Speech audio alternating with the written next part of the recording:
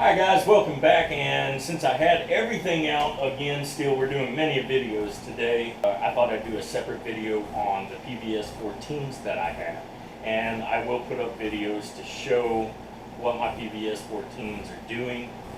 And because I do have the LPMR here, and that's what I use to record with. I'll show you one of them because I have plenty of recordings on it. The other one I won't. And that will be kind of, they're so close, and I'm going to talk about the difference between both of them. I've got one here on our skull crusher, all right, and I got one here on my helmet, all right. It is breached with my breech. If it makes right, sounds right anyway. I use a thermal and a night vision on my eyes whenever I'm hunting. So we'll first start on this, and I'm actually going to do a basic review anyways on the flare breech, but we're going to start with the PVS14 and the breech being on here at the same time because I've heard a lot of things about this. So they say that only 5% of us have the ability to kind of fuse these together, and I do not feel that I am one of the 5%, and I've had different people do this and look, and everybody's been able to do it, so that is incorrect. You can fuse night vision and thermals between both eyes. The trick of it has to be is that you have to have them close to the same focus, and the most important part is that the lighting, the dimness, the brightness is exactly the same.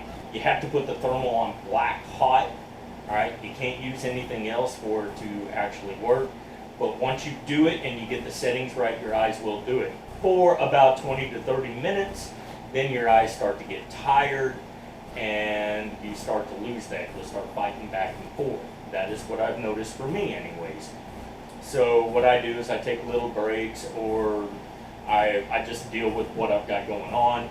But it is possible to do this right here, and it's turned out to be great. But like I said, we're talking about the PVS14s. Both of my PVS14s are exactly the same with only one difference. The only difference is this is the civilian model and this is the military model. In fact, this model right here is a tube especially made for special operations. What I've noticed in the difference in them is the civilian one basically has little small imperfections on the end of the sides of the tube. Nothing awful. You'll actually see it in the screen. It looks like a small piece of water in there. That is quality control. And this one right here does not have anything at all. Alright, so both of them are PVS14 white phosphorus Gen 3 Plus, alright, auto gated, filmless. Alright, so that is just awesome. This is basically the best that you can do on a PVS14. Alright, with the whole white phosphorus thing yeah, you see in black and white, and the shade's a little bit better than the green, all right, but it also, the most important thing, doesn't run your night vision like green doesn't really either. So it's kind of that cross, you know. It depends on what you like. Most people like white phosphorus, and that's what everybody started going to. Gen 3 Plus almost means Gen 4, but it doesn't. If that makes any sense. So it's not a Gen 3, it's a Gen 3 Plus. There are different tubes and the way that and the glass and the way that all that works, all right? And like I said, the civilian and military differences is quality control for the most part, and the tube itself is a little bit more rugged. And the auto gate, it's about the light, so it's the ability for light not to bug you as much.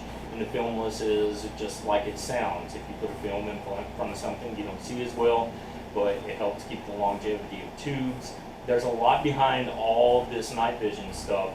Then there's a lot to learn behind it all. But, all right, for the most part, these have been what I've been using. I enjoy them a lot. I rarely ever need an IR light.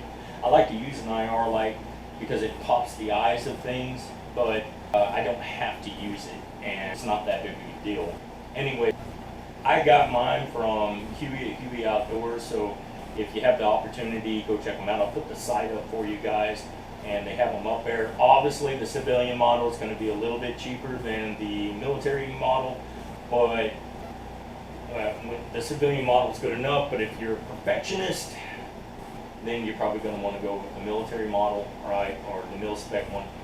That way that it doesn't completely just run your night, I guess. So I know that on the civilian one, it is kind of tough to spend that much money and then have an imperfection.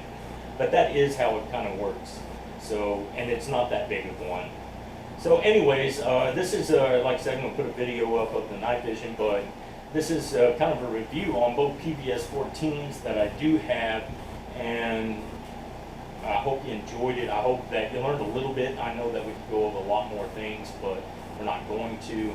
Give us a like, subscribe, make us a favorite. God, family, country, all in that order. And thanks for watching.